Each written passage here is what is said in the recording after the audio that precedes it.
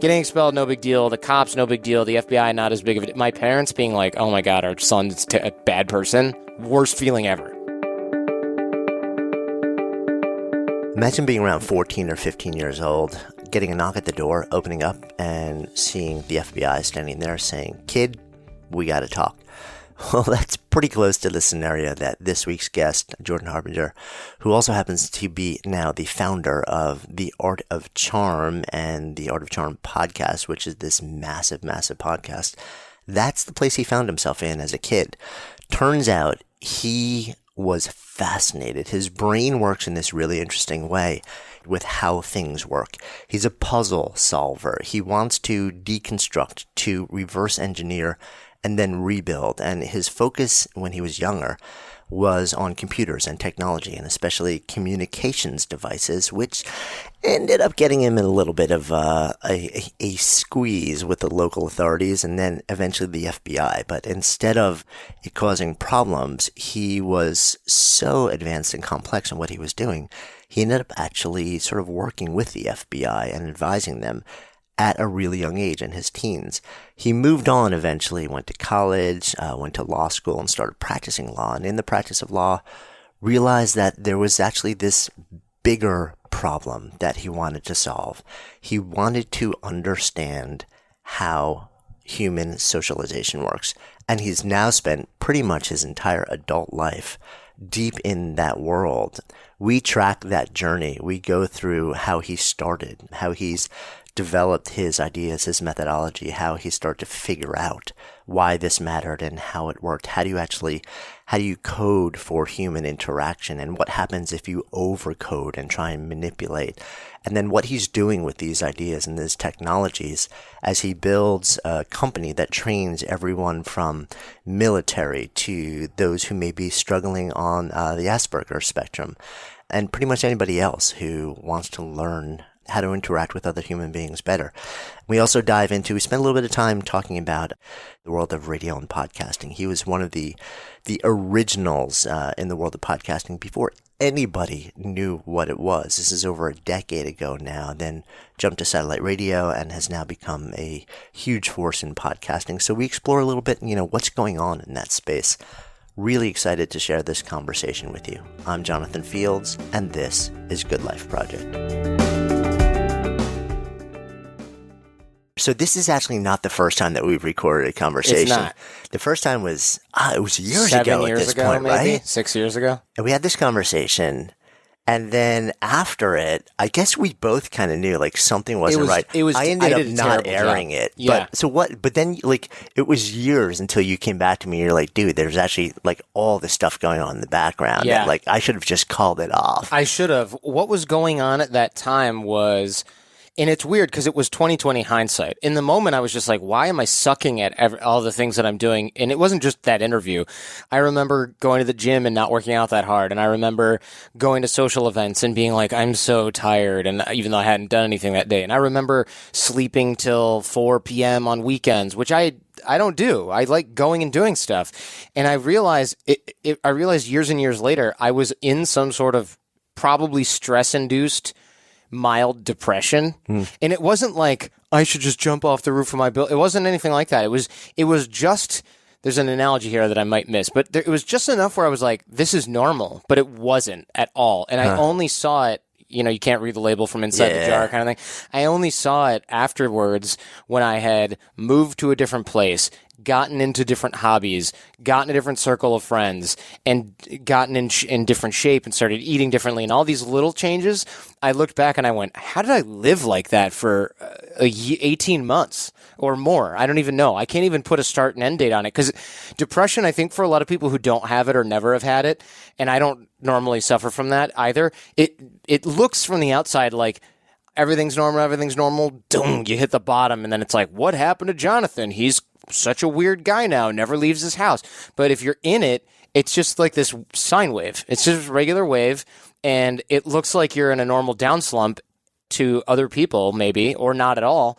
And to you, you're like, this is normal. I'm fine. And then when you get on it back to your actual normal, you look down and you go, how the hell did I deal with that and put up with that and live like this and eat like that and not exercise? I mean, how did I let myself go that far? So now I try to catch it when I sense it may be happening. And now it's almost never again. But now if I go traveling and I'm eating like crap and then I come back and I'm jet lagged, I just realize this is how that starts. Yeah. Right? Some sort of external trigger, somebody does something or something happens in your life, or you just travel and you're on a weird sleep schedule and a weird eating schedule, it can really start to swirl the toilet pretty quick if you don't catch it and go, no, I'm getting up at this time. I'm going to go to the gym. I'm going to drink enough water or whatever.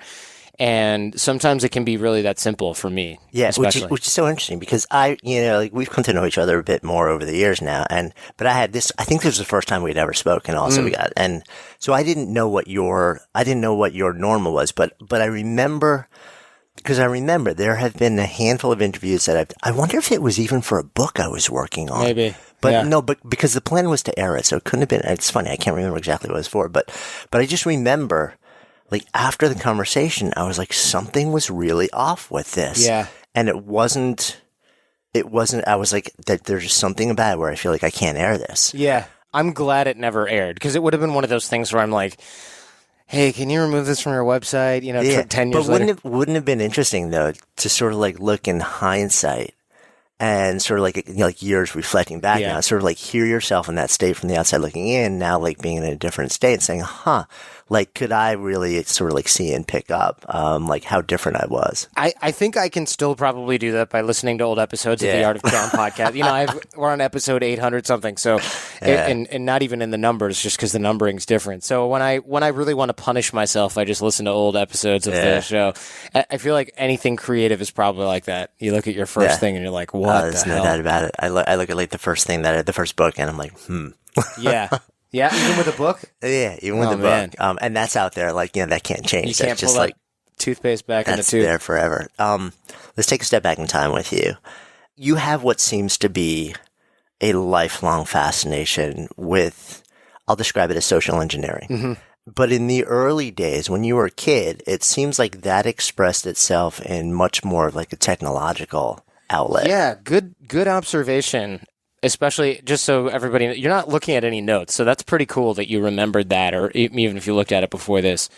When I was a kid, I am an only child. I guess you can't say was. I guess I'm no longer a child. But I was an only child, and I was bored a lot, and I started skipping school and things like that because I hated being there. It was, one, boring. Two, I started to develop, this is a working theory here, but when you're really bored in school, you start to do other things, get in trouble, or my mind anyway, was off doing something else. And so that would get me in trouble with teachers, but then sometimes it was like, oh, maybe I should be doing something else, or I've got to be looking at other people's behavior. And that got me micromanaging my own behavior, which drove me insane. How old? 13, probably. Right. So you've got like this meta-awareness at the age of 13, which is pretty unusual. And it wasn't very healthy at the time, frankly. It was more like, okay, if I'm looking at everyone else and thinking about what they're doing, oh crap, everybody must be looking at me and thinking about what I'm doing. Oh man, that's really uncomfortable. Oh man, I've got to look this way, and I got to sit up this way, and I got to look that way, and I got to pretend that this is happening, and I got to be popular, and I got to be funny, and I got to be cool. And the teachers were like, hey man, what's your problem? You're a punk. And so that didn't work for me. And then I started skipping school and I got a computer, which is awesome and terrible at the same time. And I would go on the internet and I would. And this is the internet. It then is not the internet. Right. It wasn't the World Wide Web. Like you had to be pretty much on the geeky side and pretty wired for tech. Right. It was dial in on your modem to a library. And then the library would let you search through this thing called Gopher, which was like, you can search other universities' libraries. They're all on one network. And other libraries, I remember one at Emory University had an IRC, Internet Relay Chat Client, which is like a chat program with people from all over the world. And this is the first time that you could talk with somebody from all over the world that you didn't know online. It was a massive experiment. Universities had to have a server that would connect to this chat server, and I would look around in there and go in all these channels, and it was hashtag whatever the channel name was. So you could go and look at like there was everything from, sex, of course, which was the first probably thing I'd search back then. And then there was everything. TV shows all had their own. Hackers had their own.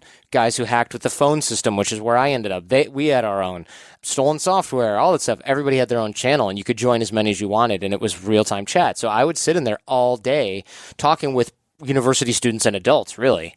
And we would be sitting there talking about things, and rarely was it on topic, but I started to learn things about cellular phones and hacking, and I thought, this is really cool. This is like a portal to another world where nobody cares what I look like, nobody's micromanaging my behavior, and they're talking about things that are interesting. And you're like 13, 14 years old. 13, 14 years old, yeah. So I got obsessed with that stuff. And that was really cool for me because I started to learn how to take that same portal of information and bring it with me because I learned how to program cellular phones, which at the time were analog, not digital like we have now. And so I bought a cellular phone from a guy in Detroit. I lived north of Detroit. And I would program it and you could listen to other conversations on it and things like that. And I would open up those green boxes you see on the side of the road. You live in New York. I don't even know if those are here, but in everywhere else on the country, there's these big green boxes. And if you open one up, which you need a special wrench to do, there's different pairs of screws. And each pair of screws is someone's phone line. And if you want to listen to the phone call, you literally just take one of those orange handsets, which you can get anywhere, and you take the alligator clips and you attach them to that set of screws. That's how much your privacy is protected on a landline. There's a weird wrench that you need to open it up, and now you have everyone's landline. And so at least back then, now maybe it's digital, but I doubt it. Why replace it? If it ain't broke, don't fix it. So I used to listen to all these phone calls and not thinking I'm wiretapping, right? Which hopefully this statute of limitations is run on that. But you're just thinking, oh, I'm bored and I'm going to listen to someone's conversation. Yeah. I mean, was it that simple? You're just like, I'm a kid. This is cool. And I'm bored. I'm just getting like Totally. Killing time, essentially. Yeah. And I built a small wireless FM transmitter which was actually surprisingly easy. You could order plans on the internet, go to Radio Shack, which also probably doesn't exist anymore, wherever we are listening to this. And I programmed the FM transmitter with alligator clips, hook it up to a pair that was really interesting, put a battery in there, a couple of batteries wired in I forget what it's called now, series, I guess, or something like that. And, make it so that one would sort of take over when the other one died. And these things lasted forever. All I needed to do was bike over there, open it up, and change the batteries. So I bought rechargeable batteries, and this FM transmitter would transmit the conversations to an unused station on an FM radio. Basically, some poor guy had his phone conversations being beamed over FM to my house. I mean, it was short range. It wasn't the whole city of Detroit listening. What's the motivation behind that? So this guy was really interesting, this one particular guy. He was getting a divorce. And so he was talking on the phone with his soon-to-be ex-wife, his mom, his sister, his friends, etc. And I could not get enough of this person's conversations because when I was a kid, and I think this is probably true for any kid, adults are two-dimensional Charlie Brown teachers that just say, wah, wah, wah, wah, and all they do is film you. All they do is feed you, yell at you, give you homework, drive you places, or they're your parents, and they're mildly, like 1% more complex than that, but not by much. Right, they're the ones you know best, but you're not really sure what else is going on because you're a kid. This guy was my first exposure to adults having feelings, complex emotions that are more like mine. And I found that I couldn't really relate to this guy because he was a grown man getting a divorce, and I was 13. I'd never even had a girlfriend or anything close to it. But I thought, wow, when he talks to his soon-to-be ex-wife, he's definitely exhibiting all these weird characteristics that are antagonistic and not nice. And then he talks to his sister, and he's a different person. He talks to his friends, and he's like this macho guy, doesn't care. And then he talks to his mom, and he's this little boy. And I remember thinking, if he talked to his soon-to-be ex-wife the same way he talked to his mom, he might not be in this situation. But he just couldn't do it. But at the age of 13 and 14, you're thinking that. Yeah, I'm thinking that. And I'm thinking, like, what causes people to do this? In retrospect, obviously, the answer was ego, but I didn't know what that was back then. I didn't have a clue. I just thought, like, hey, man, real simple solution. Just tell her what you think. The rom-com solution to the problem. Although, of course, in my mind, his whole life was only happening on those phone calls where I'm sure their relationship had gone downhill over years and years and years through inaction or negligence or whatever. And so that was really interesting for me. That those conversations were fascinating for me because I couldn't really get enough of it, and it made me look at all adults differently. For forever, probably. Yeah. And so it's like you're covertly just sort of like snooping on all these conversations. yeah, and now I look back and I'm like, that's not nice. I should not have done that, you know? Yeah, but what's interesting is, I mean, like, beyond the legality of it, it's almost like you become a social scientist at this really young age. Yeah. You're like devouring data on how people relate to each other in all different contexts of all different ages. Yeah. But at the same time, you're skipping school. You're not you're basically withdrawing socially from face-to-face conversation, from all these things in person. Yeah, good and point. just like you're opting out of that in your own life, but you're opting into being the voyeur for other people. Yeah, which super creepy when you put it like that, although it's totally fair. Like the way you talk about that right now is completely fair. It was very voyeuristic, and I really enjoyed that element of that. Thankfully, I grew out of that as an adult. Otherwise, I feel like that's where weird fetishes come from, right? They come from things like that. I don't have that, because I know some people were wondering right now, so I'll just throw that out there. But I think it did end up being something I really enjoyed, because I would spend long nights on listening to the FM thing, listening to hackers would do these things called teleconferences, which are just what teleconferences are now, except for somebody would figure out how to get into a company's private teleconference bridge, you know, MCI or IBM, and hundreds of us, or dozens of us anyway, whatever the maximum was at that point, we would all dial in there, and it would be like what we were doing on the chat, horsing around, telling jokes, being jerks to each other. But all these people were adults, and there would be people from the UK, Israel, US, Canada, all on this line for 8 hours at a time. And I would listen to that whole thing while watching a movie or reading or sitting on my computer talking with some of the same guys that were on this call. So we created virtual worlds online as hackers and as computer geeks well before anybody had thought to formalize those same worlds into Second Life or, you know, social media. Yeah, you're just kind of piecing it all together yourself. Yeah. Was this a workaround for real life, though, for you? Definitely, yeah. It was kind of like, having trouble. It wasn't that I had trouble making friends. I had friends. It was just kind of like saying I didn't feel cool is an understatement. I didn't fit in at all. And this kind of behavior was not helping. What would have been really good for me is being forced to join some kind of sports, go out and be normal. But that wasn't really in the cards for me, because my brain wanted more stimulation, but I got it in kind of an unhealthy way. And at this point, my dad was working a bunch, and it's not like he didn't care. He was just working all the time. And I would imagine, I don't have kids, so I can imagine when you do have kids, you find that you don't always really know what the hell they're doing. And it must be even more complicated now with the internet, because anything could be happening on these little devices. But he just thought, like, all right, he's nerding around in his room. Who cares? You know, he's doing kid stuff with his buddy. Wouldn't this have also been kind of like not too far from the time that the movie War Games came out? It definitely was like, it was about, was War Games 84 though? Somewhere around there, it was probably almost a decade. It was a decade after that, but a decade now is a lot longer than a decade in the 80s and 90s. And that's not, I don't think that's just my generational stuff. Technology and everything is moving so much faster. 84, they had modems.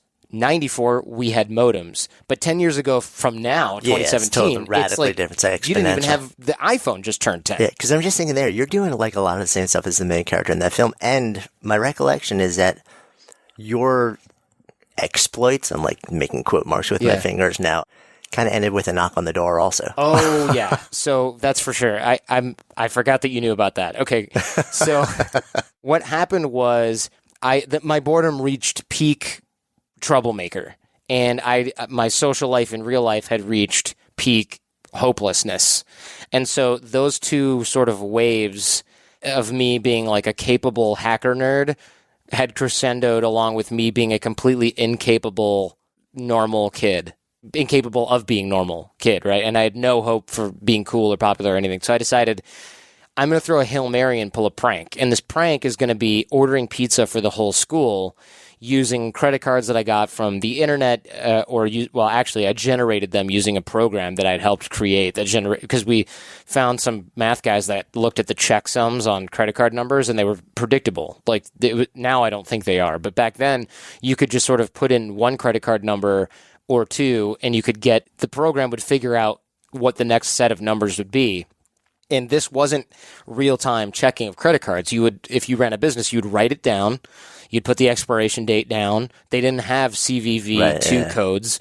And then at the end of the day, you'd probably turn them into your bank, which had a merchant account for you, and they would run them, or you had to do it somehow. It didn't check it against a server. They just assumed they were going to get paid. And so I generated a bunch of numbers, ordered a bunch of pizza, knew what time lunch was, told the guy to come in the van, knew the assistant principal was going to say, "What are you doing?" So he was supposed to say, "Happy birthday, Mrs. Jacobson," when she confronted him about it. And it worked. It went flawlessly, but I had made the mistake of talking to my friend who I ran into on my way home from the payphone where I had called for the pizza.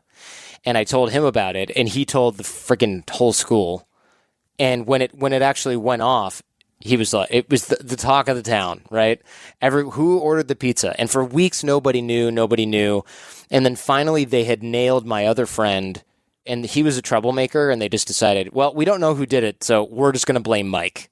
And this guy, Mike, was like, I didn't do it. And they were going to expel him from school. And I thought, like, oh, man, I can't let Mike get expelled. He's done a lot of bad things. This was not one of them. So I got to just come clean. So I came clean. And what happened was surprising. First of all, the assistant principal and the principal were shocked because I was a quiet kid who got good grades. Or okay grades, not good. I wasn't paying that close of attention. But what was really interesting was they went, okay, well, the police want to talk to you about how you did this because you're 13, 14 years old. How did this happen? Whose credit card was it? And they were saying things like, well, we can't reach the owner of the credit card because she's on vacation. And I remember thinking, no, you can't reach the owner of the credit card because it's a name I pulled out of my beehole, and you guys have no idea that I made this crap up, and this number was mine. I wrote it down on a piece of paper after I generated it using a program on my 486 computer. Come on, get with it. So I was telling the police this, and they went, well, this name matches somebody in Florida, so it's going to be an FBI thing. And I thought, like, my life is over. The FBI is going to come in and do this. And I remember the cop saying, I feel bad for you now because this is like, we have to call the FBI, and we weren't even we're not going to prosecute you for this because you're getting expelled most likely. But this is really strange. Like, we have to. I mean, it's not our jurisdiction. We have to call the FBI. They have to handle. And he looked at me like, damn, I hope that they go easy on you. And I felt bad. He felt bad for me. I felt bad, obviously. And my parents were pissed and they were sad, which was that was by far the worst. Getting expelled, no big deal. The cops, no big deal. The FBI, not as big of a deal. My parents being like, oh my God, our son's a bad person. Worst feeling ever. So what happened was they called the FBI, and the FBI came in and they said, well, how did this happen? What happened? And I told them everything. I said, look, we generated the credit card number. I didn't use a cloned cell phone to call. I used a payphone because I knew that would lead to a dead end. If you found the cloned cell phone, you would notify the owner of the cloned cell phone. Then you could probably find me if you wanted to triangulate where I was, and I'm using this phone, which I should give you. And they were like, well, we can't take it. Search and seizure, Fourth Amendment. And they're like, but you shouldn't use it, and you shouldn't tell us you're using it. And I remember thinking, like, wait, what? And then the FBI was writing all this stuff down, the Detroit office, that had to drive up to where I lived, and my school, which is where they interviewed me, because I'm a kid. No lawyer, nothing at this point. And then they had to call that all into D.C., because there was no cyber anything in local branch offices. The only D.C. office, HQ, had it. So whoever was over there in the cyber office was like, hang on. This is a sophisticated crime for a 14-year-old kid. Where there's smoke, there's fire. What the hell is this kid into? So they started talking with me directly via the Detroit office, I should say. Not directly and indirectly, via the Detroit office. So this guy, Agent Forrester, was like, look, they think that whatever you're doing, they need to know more about it. So not only did I not get expelled, they let me use a cell phone in school because they would call and ask me questions about things. So you become essentially like an advisor. Yeah, at this point I was 15 or 16. Like this took place over a longer period of time. I didn't get expelled though. They were more like, well, let's hold off on the punishment thing until we figure this out. I got community service, from the social workers, I guess, but the school was kind of like, hang on. He ordered real talk, he ordered pizza. Yes, he did it with a fake credit card. Was it a disturbance? Kinda, yeah, but not really enough to, like, do we need to ruin this kid's academic career / life? It's such a sophisticated issue and crime that ended up being victimless because I paid for the pizza that I think the assistant principal, his wife was my math teacher and she loved me, so that I think went far. But I think the principal was just kind of like, all right, I feel embarrassed about it. And so her ego needed to take me for a ride because she was the one who got embarrassed by the whole thing. But I think that it didn't come down to real academic punishment because the FBI was like, this is interesting. And the cops were like, look, whatever. He didn't even vandalize anything, right. Which you don't get expelled for that either. So you find yourself at like 15, 16 years old, essentially working with the FBI on what? Yeah, so good question. So the first thing that I worked on them with was the credit card stuff. They knew that obviously you could calculate a checksum and use a credit card, but they thought, oh, well, with real-time verification, that's not going to be an issue anymore. Well, hello, most businesses don't use real-time verification. They do now. Right. When you stick your card into a machine or you swipe it, it's connected to the internet. It goes to a database. It verifies the name, the address, and the zip code or whatever, and it real-time verifies it. Before the internet, remember when you used to buy something with a credit card and you could hear the modem calling into the place? Most places didn't have that. Macy's had that. But Papa John's Pizza didn't have that. Each of these little branches, they didn't have that. A lot of places didn't even accept cards. So I told them, yeah, this is going to work with asymmetrical information. You have to make the numbers random. And they're like, okay, yeah. So they and I don't think this is my doing. I'm sure they had an advisory group that worked with the credit card companies and told them things like this. I was like, also, even if all you have is an encrypted database that has numbers of people in a local area and expiration dates, and those have to match, you could download that to a computer, encrypted, and you could check those against it, and that would stop 99% of the crime. Because if you can make up all the numbers, you got a problem. Right. But if it has to be a certain number in a certain format and it has to match an expiration date, you're good. Right? Most people aren't going to match those two things. They're going to have to steal a card to do that. Yeah. And if you steal a card, you get a whole different problem. What is it about the way your brain works that makes you, because as you sit here talking with me about this is now you're like decades removed. Yeah. You're like fiercely animated. Oh, even yeah. sort of like recalling this. It's so, which gives me the sense that stuff like this, like deconstructing, reverse engineering, figuring out complex things and then sort of like reproducing them and using them for some sort of like deliberate purpose is something that there's something about you that hooks onto that and lights up. Yeah, it's strange. And I think it's because it's not really a competitive thing. That was my first thought when it came to this, like, I figured your thing out and I'm going to break it. I don't really do that. I'm more like, I figured out how this thing works. And that in itself is rewarding. As a kid, though, you want to use it. In fact, as an adult, too, you want to use it. Back then, it just I didn't think about other people's consequences for me using those things. Now I think about, obviously, other people's consequences using those things. But I think it was because knowledge back then came from teachers, and if you were lucky, books, if you had the attention span to read those things. And I remember looking for different books in libraries and thinking, I need books about how computers work, and I need books about how radio signals work. And the problem with books, even now, is you go to a library and you get a book from 1978 about how radio signals work. They don't mention cellular phones.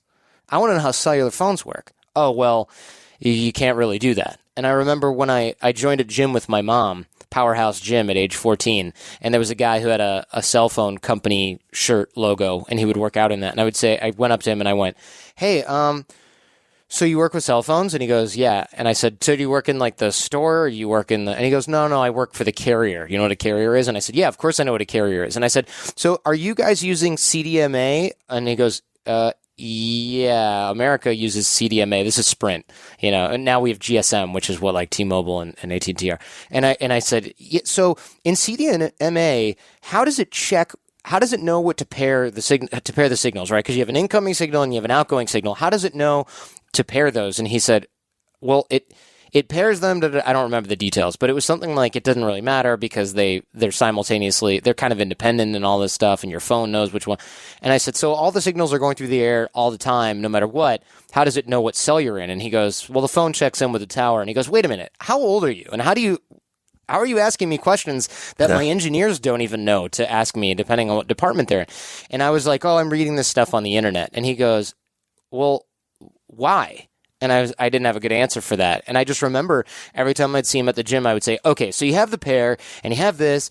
What's to stop somebody from making a radio that tunes into this frequency and listens to this particular channel? And that was how I got the idea to start listening to cellular phone conversations and turn a certain type of cellular phone into essentially a scanner, because it's just two channels. One's outgoing and one's incoming. So you could hear half of the conversation on one of the channels, and I would just sit there and listen to those all day. So this is like a giant puzzle for you. It's a giant puzzle. And you are the guy who's obsessed with solving puzzles. Yeah, I think so. Back then, yeah. But it's not just back then, right? Because back then it's technology. Yeah, that's true. It's the relationship between social dynamics and technology. We're going to kind of like take a big zoom forward. So you end up, you get out of high school, you go to college, you end up, and we have this like really kind of like interesting history also, in that you end up essentially, from what I recall, working in the State Department, but also you go to law school. I did. I went to law school, yeah. Right. And then you end up practicing law.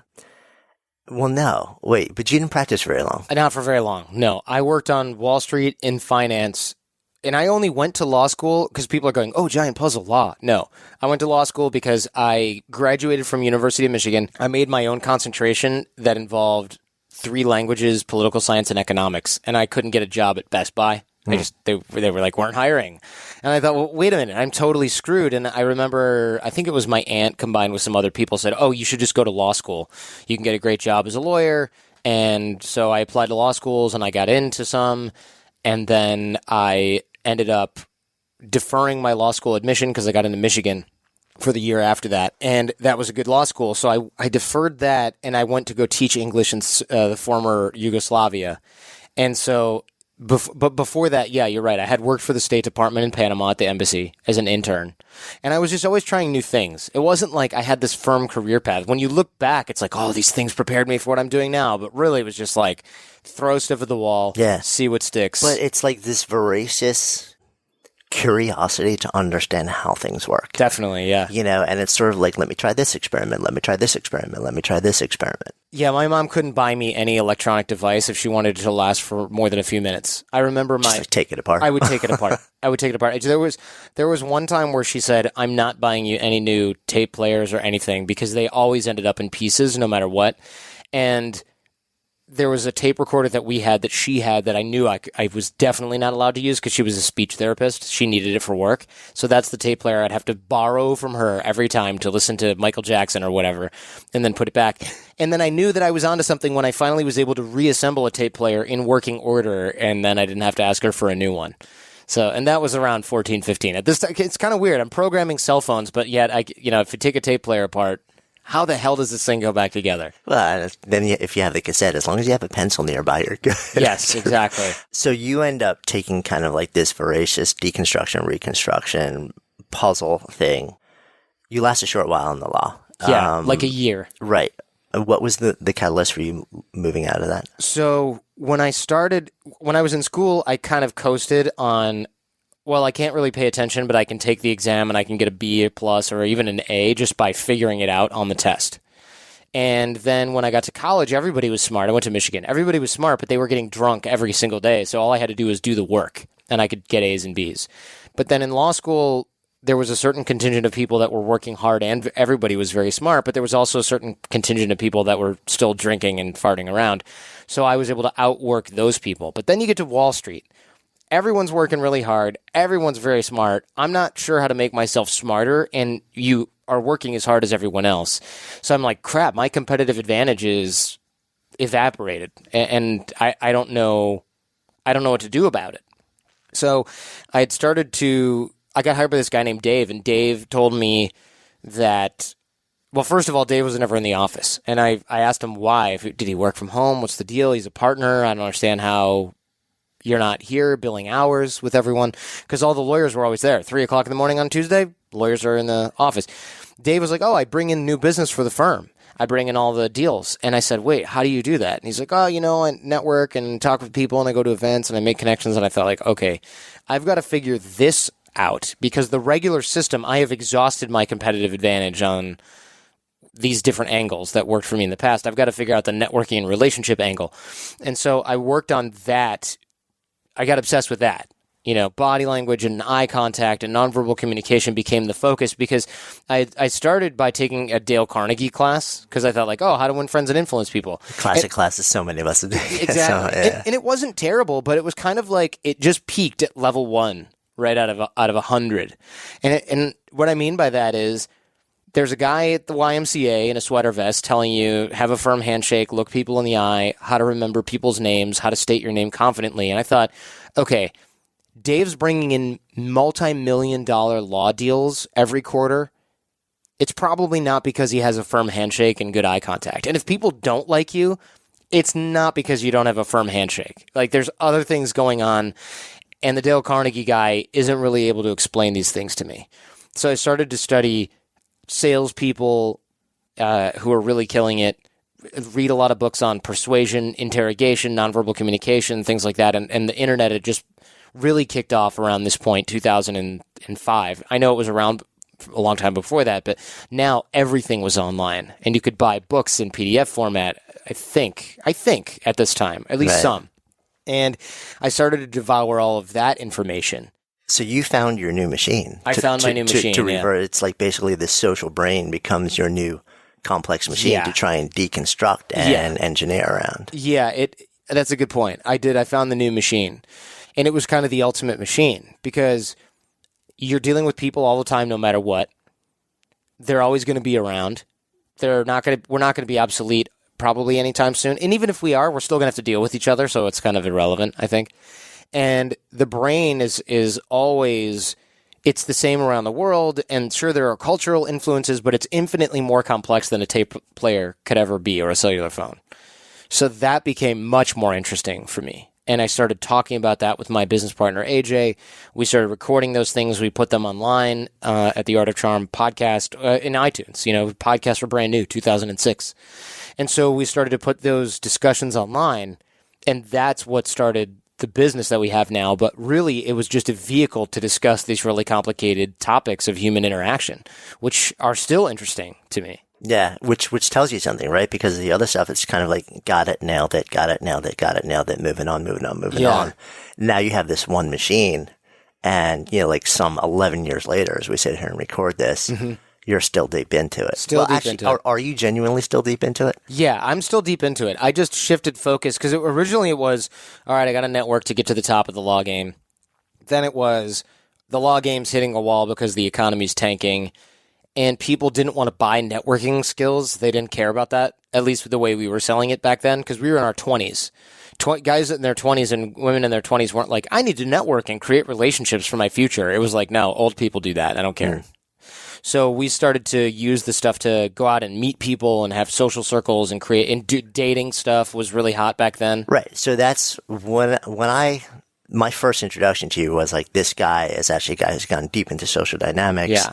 In the, quote, pickup artist world. Yeah. Right? Which is pre-creepy PUA stuff, in my opinion. Right. So, and then you kind of like became and started rolling with sort of like some of the, quote, bigger names. And then like shortly after, like the game comes out and the whole world has this really interesting association with it. But what's interesting to me is that as I've come to know you a bit more over the years and understand that for you, that wasn't really what it was about. Right. And it was like this, it was marketing, because you're like, I want to understand the complex social dynamics of how people get into other people's heads and influence them and interact with them in a way where we can create some sort of interesting mutual benefit. But like you said, the average person that you were hanging out with in their 20s, not so interested in that conversation.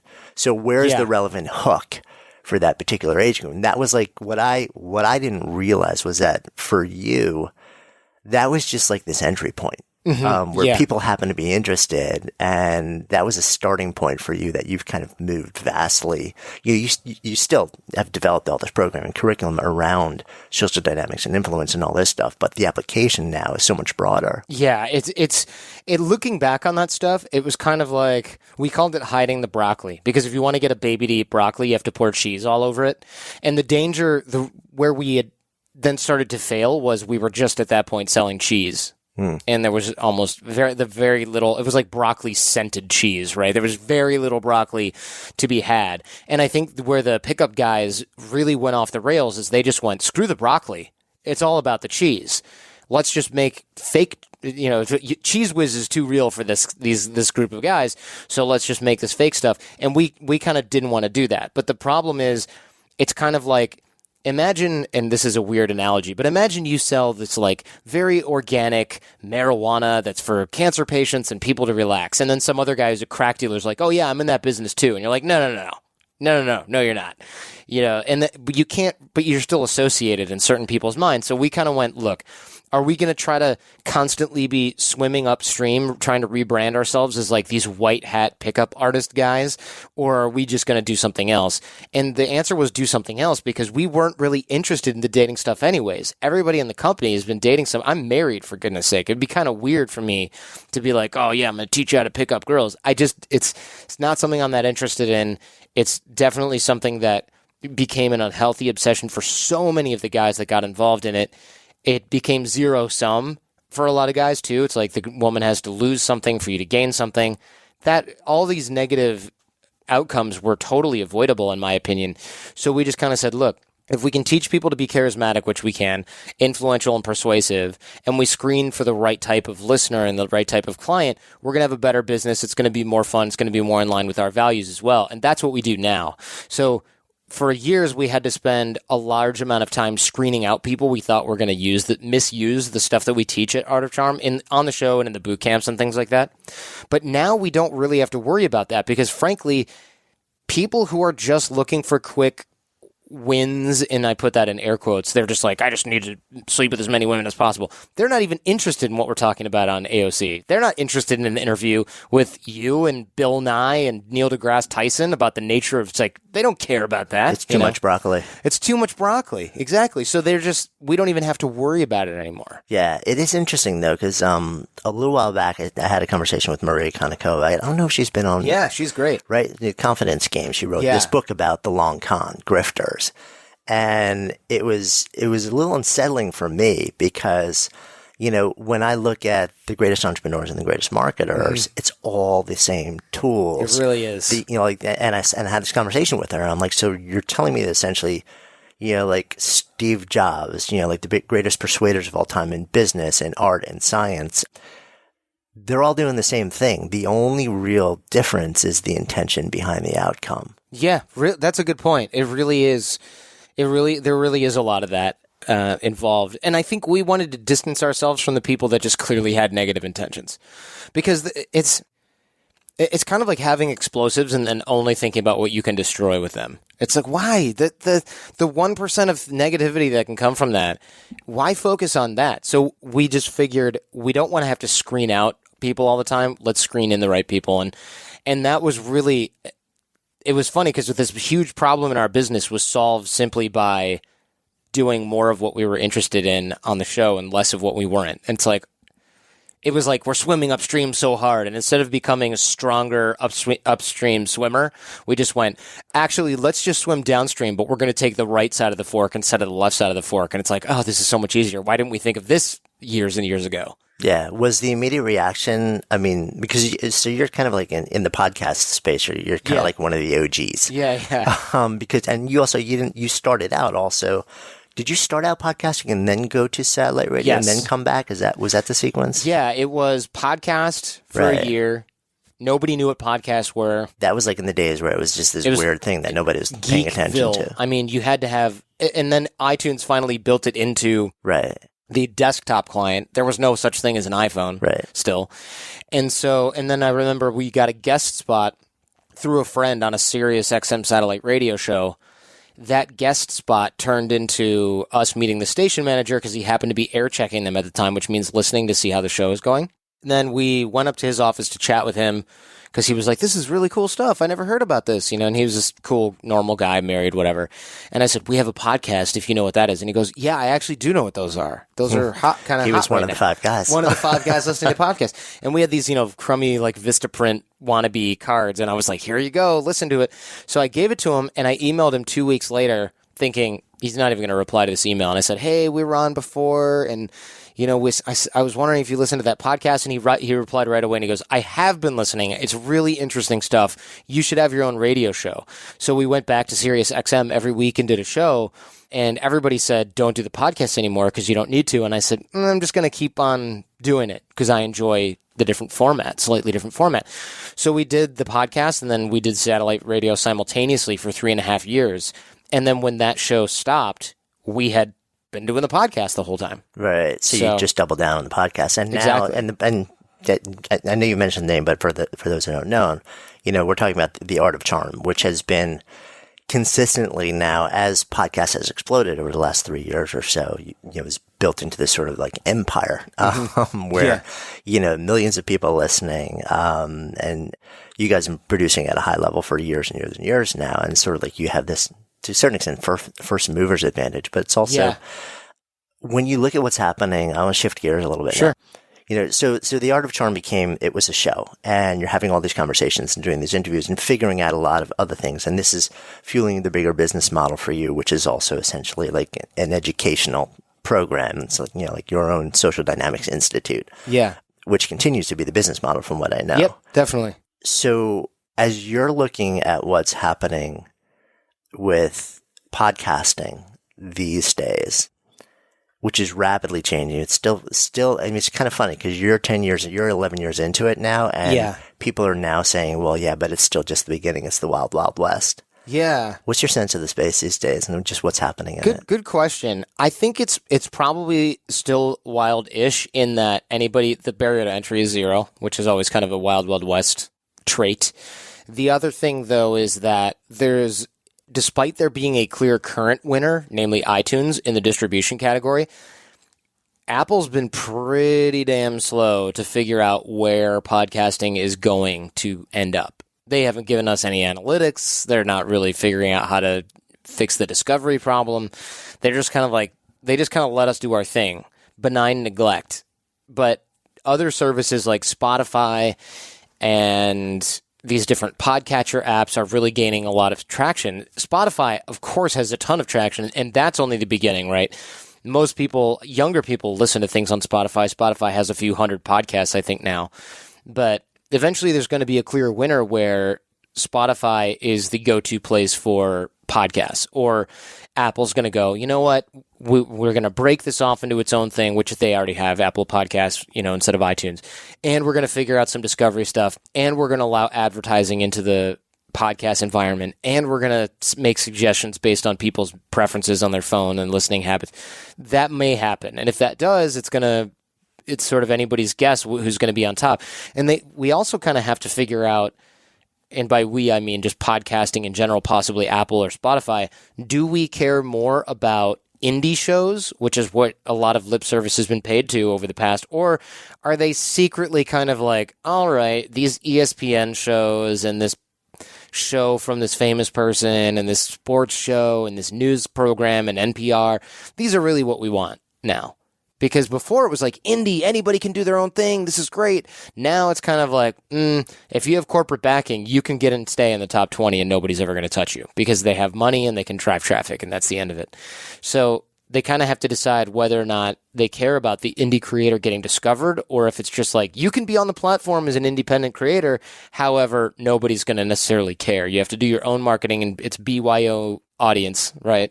Yeah. And in the meantime, 30 for 30 is going to be number one, and NPR, everything is going to be the rest of the top 20. Yeah, I mean, there's a really interesting window. I know both of us get asked about the space and about our, like, stuff like this all the time. So I just want to kind of like, since we're sitting down, I'm sure a lot of people listening to this also probably aware of you. I want to go into this space a little bit because last stat I saw, there was something like 400,000 shows in production at this point. And at the same time, the average person, again, this is like stats that I've seen over the last month or so, subscribes to something like 6 shows and listens to 5 shows a week. So you're like 400,000 shows, thousands more coming in every month.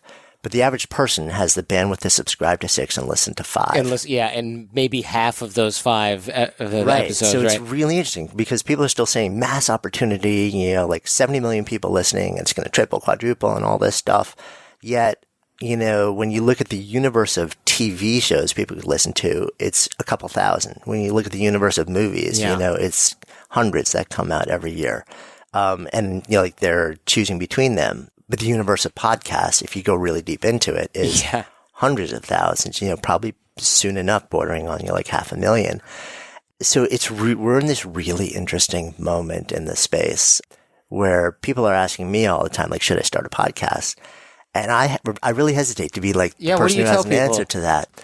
I generally tell them, like, what is it? It's funny. You do the same thing I do. Like, you got to be the interviewer, or else you're like, what's that? So you got to ask the questions also when you're. Oh yeah, I can't. It's so hard to turn that off. I know. It's like we've both been on the other side of the mic for so long. That's true. I'm curious what you tell them. What I tell them is, tell me why you want to do it. Yeah, that's the best. If there's just something that you want to get out, if this is your art, do it, rock it out. If it's your form of expression, go do it. If you have a very specific business intention behind it, it's a different conversation. Yeah. And I do still think there's tremendous opportunity in the space. I agree with that. I think the best, what I usually tell people is, if you don't care if anyone listens to it, then you should do it. And that usually screens out people who think they're going to get rich doing it.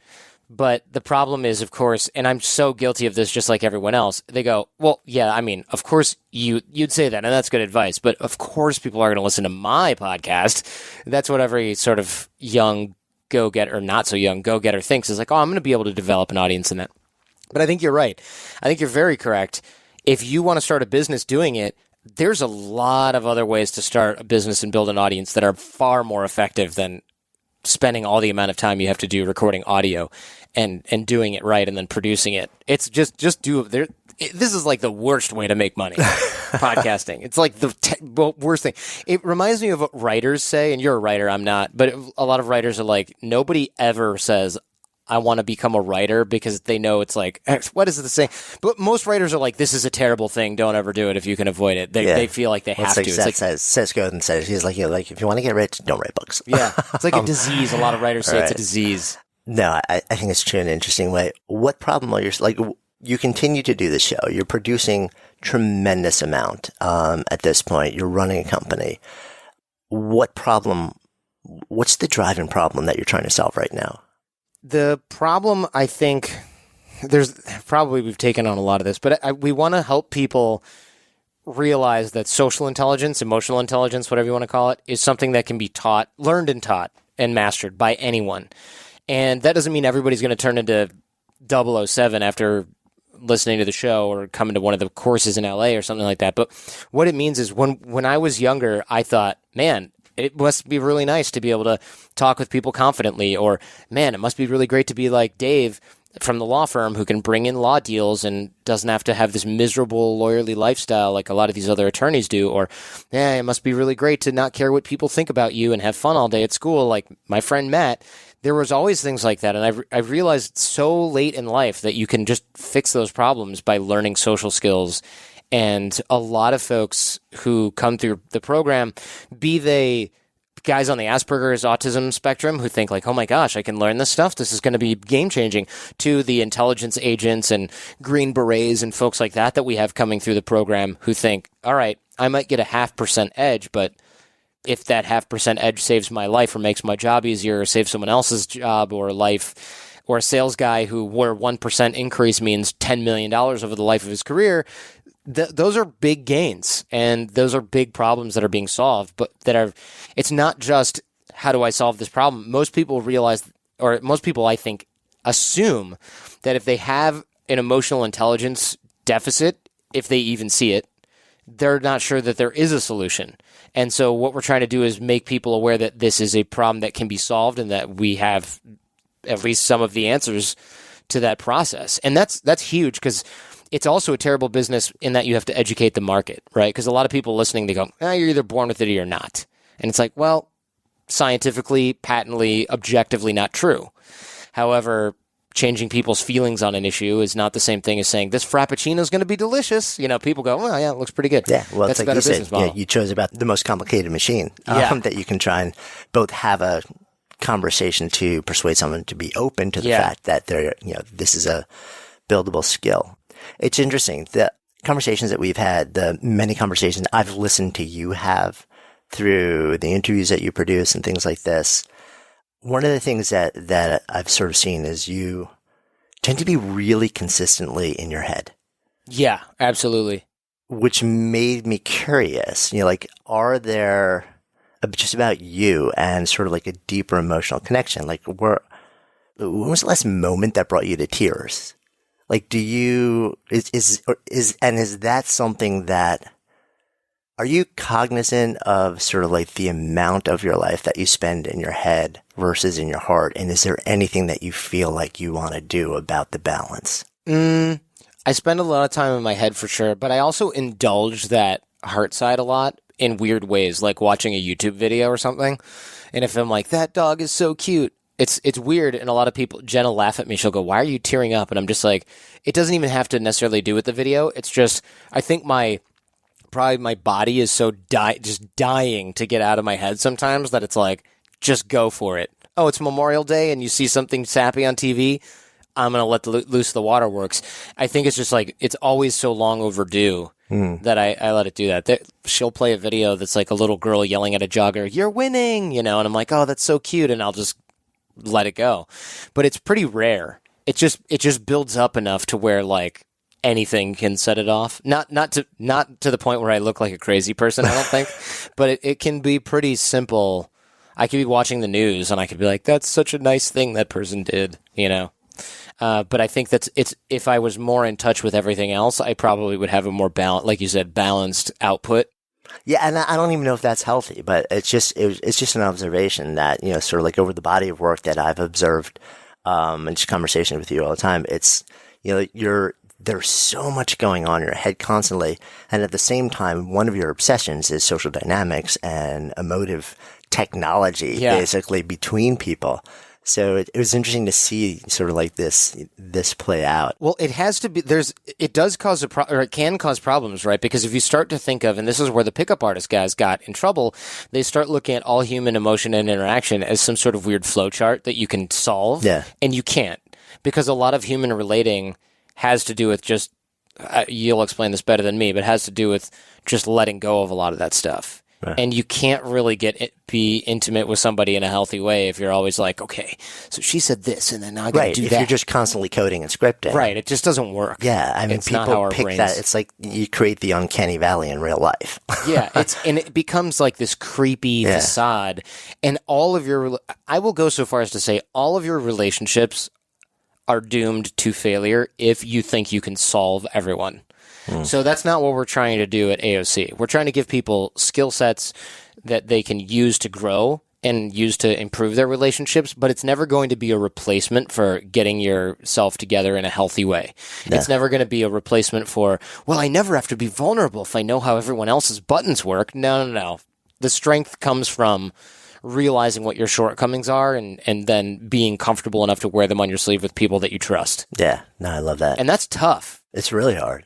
That's the work. Yeah, that's the work. That's the work. Exactly. What's the conversation you're itching to have that nobody's asked you about? Really good question. I don't know. Let me think about this. I don't really know. I get asked a lot of stuff. I'm trying to think. I mean, there's always more. Conversation I'm itching to have. What are you thinking about these days? What are you questioning that you haven't really had much of a public conversation about? You know what? FOMO. Are you familiar with FOMO? Yeah, sure. Fear of missing out. Yes. That's something that lately I never really experienced that. Or that's complete BS. I experienced that a lot when I was younger. But now, recently, I haven't very much experienced that. Until very recently, a lot of my friends, this is the dumbest thing ever, but it's what triggered it. A lot of my friends invested in cryptocurrency, like Bitcoin and Ethereum. And some of my friends went from like, what should I do with my life to, I bought a yacht in New Zealand. Do you want to come and hang out? And I'm like, what? In April, you were broke. Now you have a yacht? It's like, what happened? And what happened was they bought 10 grand worth of Ethereum at $10 and now it's 400 or something. And they cashed out a lot of it. And I thought like, oh my gosh. So I started getting really obsessed with this stuff. And I realized, like, this is such an unhealthy thing to have, this FOMO and, like, this, oh, I should have done that, I should have listened, and going back to the conversations you had in your head in April. I went out to dinner with my friend in April at a sushi place, and he kept checking his phone, and I was like, am I boring you, And he goes, no, sorry, I'm checking Coinbase, this app that has Bitcoin, Ethereum, and Litecoin on it. I'm checking this, like, 300 times a day. I'm sorry, it's an obsession. And I go, why? And he tells me, look, man, I bought in at 10 and it's at 25. And I thought, like, it's going to go back down to 9 or 0. And then I kept eating my sushi. And now I'm like, had I just invested then when he said to do it, I would have had this much. And I kept doing that and doing that and doing that. And I realized you can literally do that with every area of your life all day and the only thing that it will do is make you freaking miserable. And yet I know so many people that do it. And whenever I've asked other people about what they do in this area and that area, nobody really seems to have good advice other than you have to stop thinking about it. And I'm like, well, yeah, okay, easier said than done, though.